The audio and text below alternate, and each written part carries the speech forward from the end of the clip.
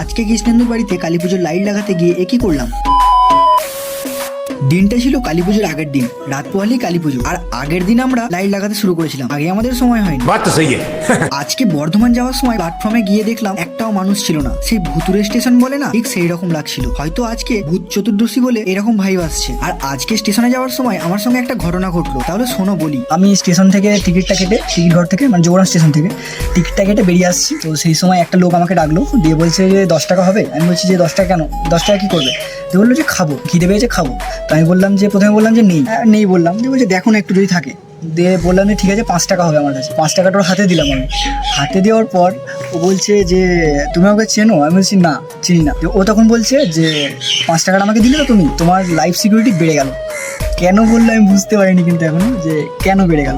বর্ধমানে পৌঁছে আমি প্রথমেই কালীমার দর্শন পাই, আর তার পাশেই ছিল এই লাইটের দোকানটা, যেখান থেকে আমি একটাও লাইট কিনি। चीटिंग करता है तू।